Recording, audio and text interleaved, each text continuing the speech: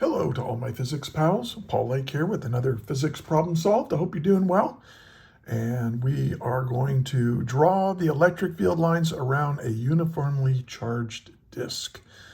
And the concepts we're going to be using are, we're going to be exercising the rules for drawing electric field lines. And here are those rules, kind of an abbreviated version of them.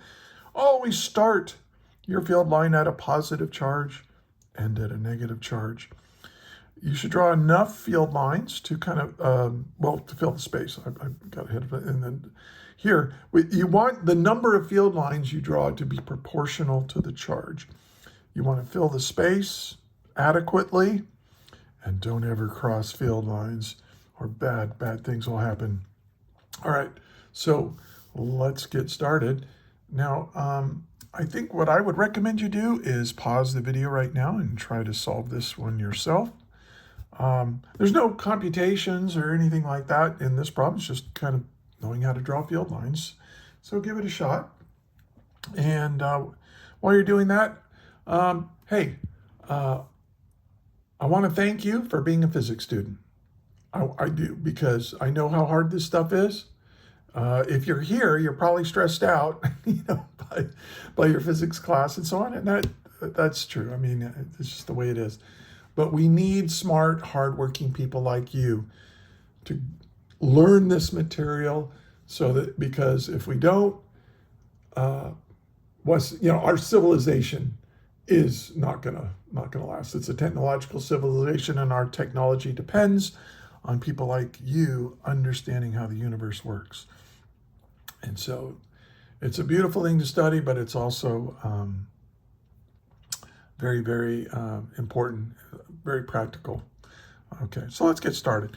We have a positively charged disk, and it has a uniform charge per unit area on both sides and the rim. Sketch the electric field lines in a plane perpendicular to the plane of the disk passing through its center. So this is kind of complicated, so it's important to kind of visualize this first before we draw the field lines. So I'm going to draw a disk here. So here's a disk. I'm going to kind of draw it in perspective. Okay, here's the rim. Here's the other edge like this. That's not too bad. Okay, and I've got charge all over it. And then we have, I'm going to call this the x-axis. This is the y-axis. And then we'll have the z-axis coming out like this.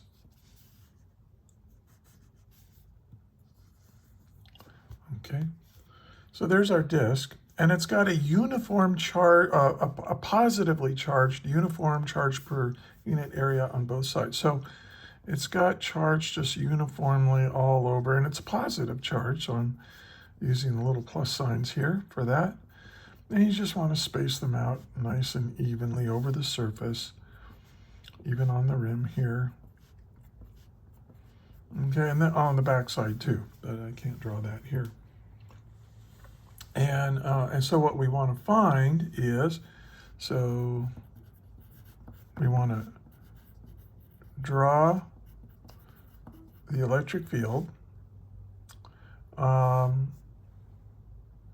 And look at the way I've drawn this. We want to find a plane where the plane goes through the center, and the plane is perpendicular to the plane of the disk.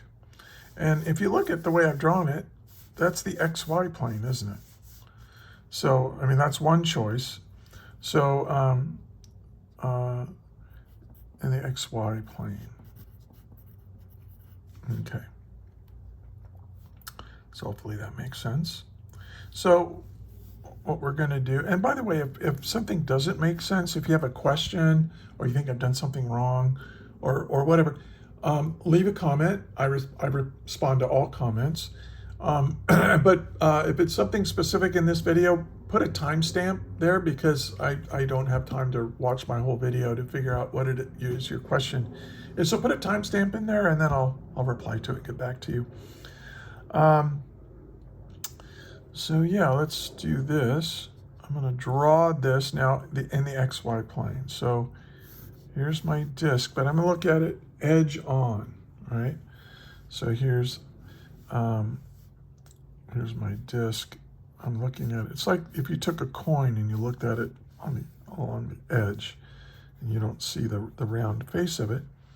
And here's the x-axis, and here's the y-axis, okay, like that. And now we're going to put charge on it. 1, 2, 3, 4, 5, 7, 8, 9, 10. And you want to put these so that they're close to being the same distance apart, right? Because it said that the charge density, the area charge density, is uniform. So that just means that the charges are evenly spaced out on all the surfaces on here. Okay. Now, there's no negative charge in this problem. So we don't have to worry about negative charge so much. But let's look at this. Electric field lines start at positive charge and terminate or end at negative charge. So let's do the easiest ones first. Here's this top one. And notice that if I put a positive charge, maybe that should be rule 5. I'm going to add this. What would a positive test charge do?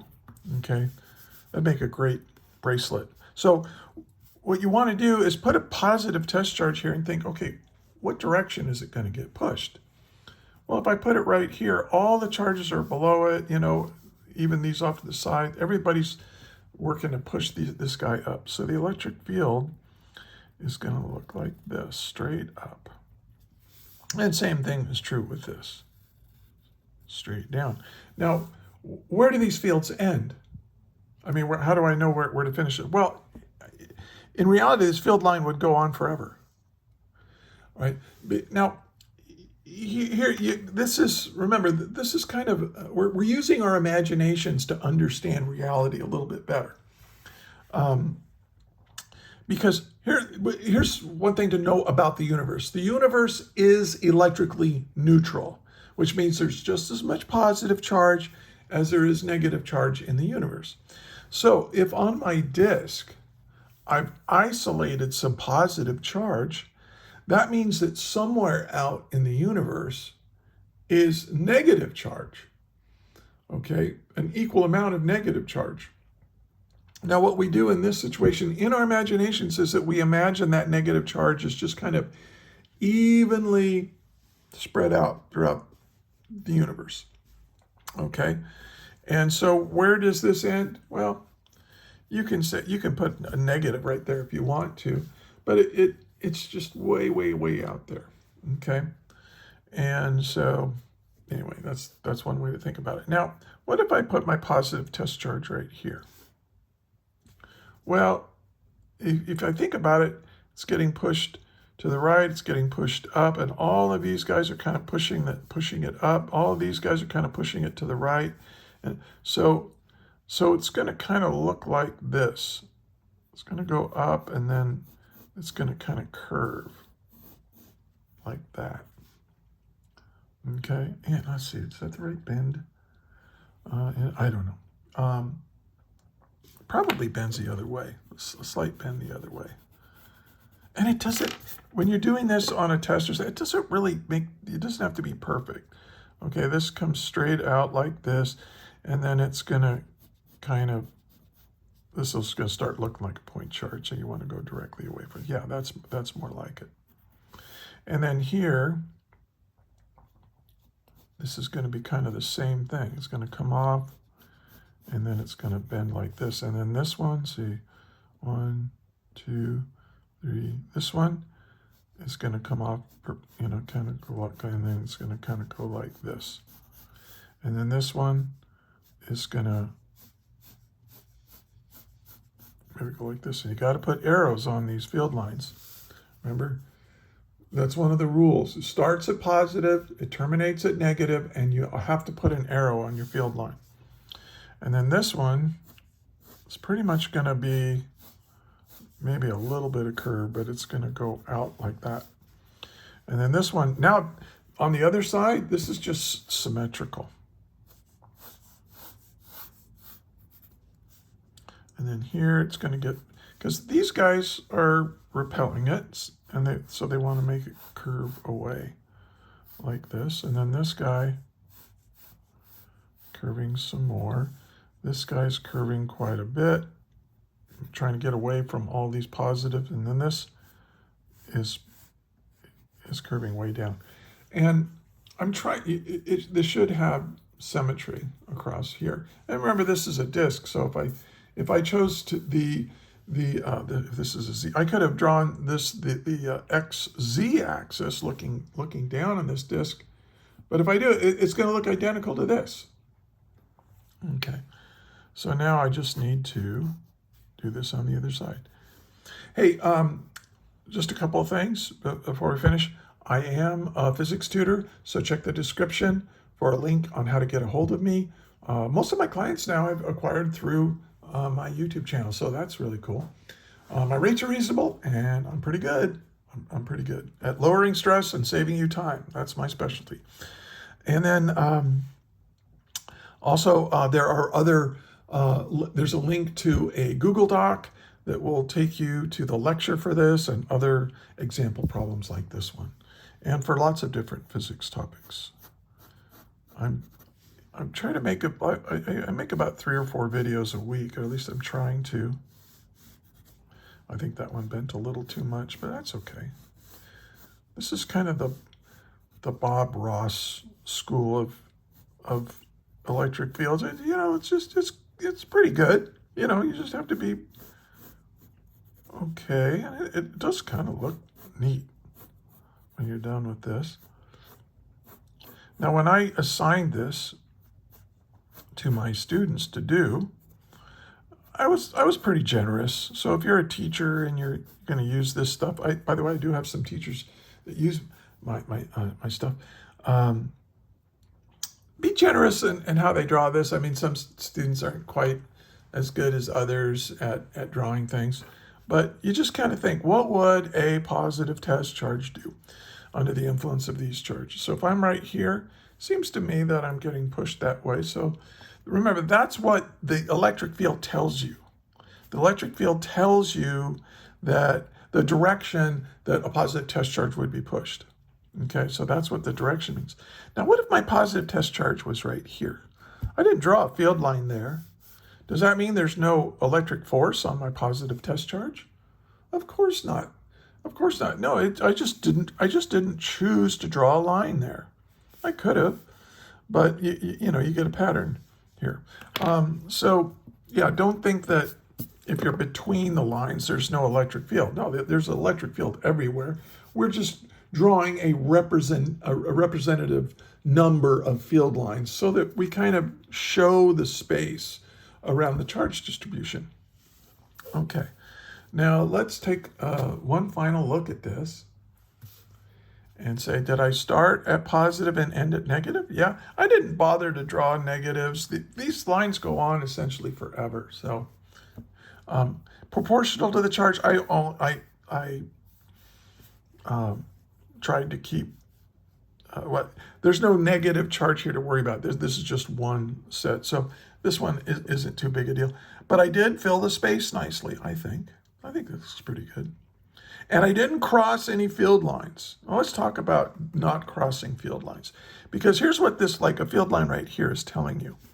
If I put a positive test charge right here, here's my little positive test charge, it's going to feel an electric force due to all these source charges here, you know, something like in this direction. And of course, the electric field is that electric force divided by the test charge, okay? Now, what if I drew a field line that looked like that? And I hate doing this, but what if I got sloppy and I did something like this? Well, what is happening right here? Well, you're telling me that if I put my positive test charge right here, it feels a net electric force in this direction and a net electric force in this direction? What?